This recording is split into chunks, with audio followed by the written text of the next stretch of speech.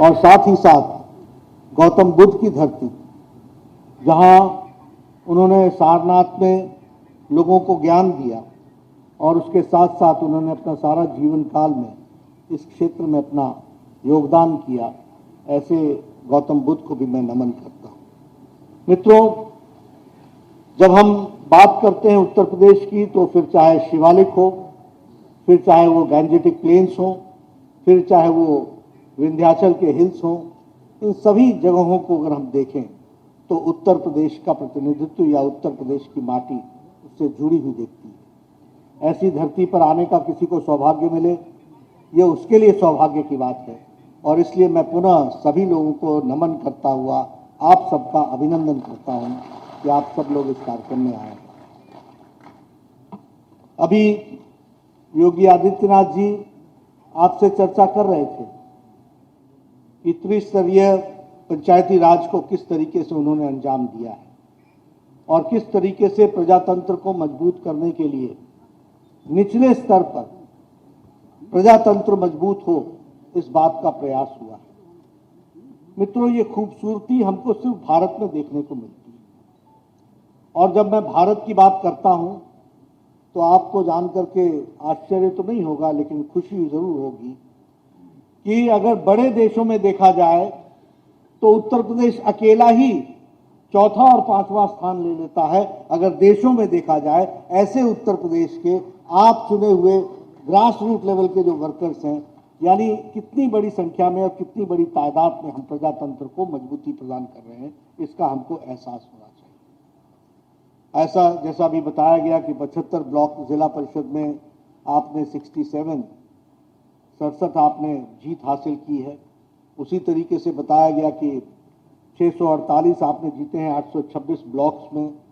पश्चिम में बताया गया कि 85 हमने ब्लॉक प्रमुख जीते, ब्रज में हमने 112 जीते, कानपुर में हमने 90 जीते, अवध में हमने 136 जीते, और काशी में 109 सीट्स जीती हैं, और गोरखपुर में 147 सीट जीती है। यह जो चुनाव के नतीजे भी हैं और जो आप सब लोग बैठे हैं, इसको हम प्रजातंत्र के दृष्टि से अगर देखें तो ये प्रथम चरण है जहां पर प्रजातंत्र सबसे ज्यादा मजबूती के साथ हमको देखने को मिलता है। और यहां का चुनाव जीत करके आप आए हैं। आप सबको मेरी ओर से और सारी पार्टी की ओर से आपका अभिनंदन, आपका स्वागत, और आपको ईश्वर मजबूती दे, ये बात हम आपसे कहना चाहते हैं।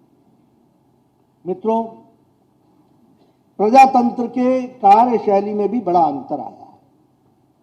इस कार्यशैली को भी हमको समझना पड़ेगा। एक समय था कि एक प्रधानमंत्री ने यह कहा था कि जब मैं ऊपर से 1 रुपया भेजता हूं तो 85 पैसे रास्ते में खर्च हो जाते हैं, सिर्फ 15 पैसे ही पहुंचते हैं। यह परिस्थिति थी देश की, और आज हम बड़े गौरव के साथ कह सकते हैं कि प्रधानमंत्री मोदी जी के द्वारा 1 रुपया भेजा जाता है तो पूरे का पूरा 100 पैसा नीचे तक जाता है। इस बात को हमको समझना चाहिए, और इसीलिए यह हमारी जिम्मेवारी बन जाती है कि वह 100 पैसा, 1 रुपया पूरी तरीके से विकास के काम में लगे, इसकी चिंता करना यह हम जनप्रतिनिधियों की जिम्मेवारी है। हमसे जब कई लोग बोलते हैं चुनाव जीतने के बाद मैंने ये किया, मैंने ये किया, मैंने ये किया, मैं सबको एक बात बोलता हूं, देखो याद रखना, आपको जनता ने चुन के भेजा है। आप जनता के नेता नहीं हैं, आप जनता के विश्वास के कस्टोडियन हैं। उसको विश्वास को संभाल के रखना ये आपकी जिम्मेवारी है, इसको हमको समझना चाहिए, और उसकी विश्वास को हम कैसे संभाल कर रख सकें, इसकी हमको चिंता करनी चाहिए। मित्रों, मैं दूसरी बात भी कहना चाहता हूं। आप सब लोग ग्रास अंतिम क्षेत्र के बिल्कुल जिसको कहते हैं कि प्रजातंत्र को नीचे तक समझने वाले लोग। राजनीति में एजेंडा कौन सेट करता है, इसका हमको हमेशा ध्यान रखना चाहिए। हम एजेंडा लेने वाले हैं या एजेंडा देने वाले हैं? हम लोगों को दिशा देने वाले हैं और लोगों की बातों को समझ करके उनको दृष्टि देने वाले हैं।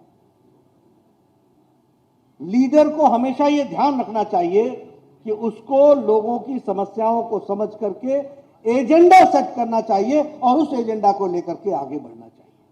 और इसीलिए मैं आप सब लोगों से निवेदन करना चाहूंगा कि आप सब लोग राजनीतिक दृष्टि से अपने आप को परिपक्व बनाते हुए लैस करें।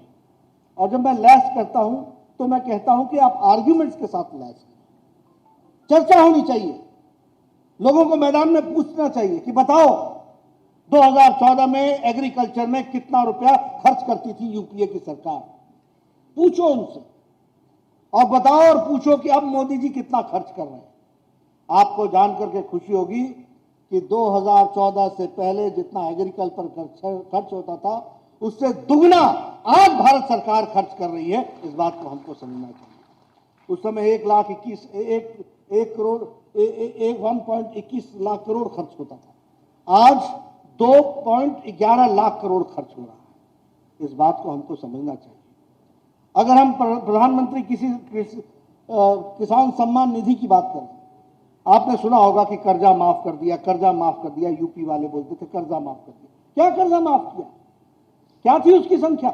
एक बार माफ किया, छुट्टी पा गए, सारे का सारा कर्जा 57,000 करोड़ रुपए के आसपास बनता था। और प्रधानमंत्री मोदी जी ने 10 करोड़ किसानों को 2,000 रुपए के हिसाब से 3 किस्तों में देने का जो निर्णय किया है, प्रधानमंत्री किसान सम्मान निधि में अभी तक 1.36 लाख करोड़ रुपए भारत के 10 करोड़ किसानों को दे दिया गया। क्या ये हम आंकड़े याद रख करके चर्चा नहीं करेंगे? ये हमने एजेंडा सेट नहीं करना है क्या? क्या हमने लोगों को नहीं बताना है कि हम कैसे अलग हैं? आज तक किसने किसान का सम्मान दिया था?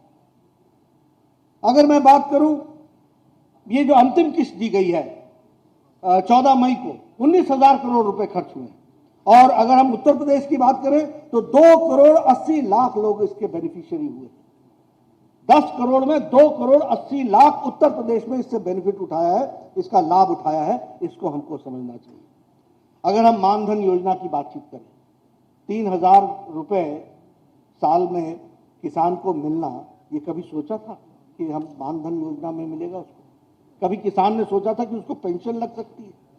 लेकिन ये सारी योजनाओं को पूरा करने का काम किया गया।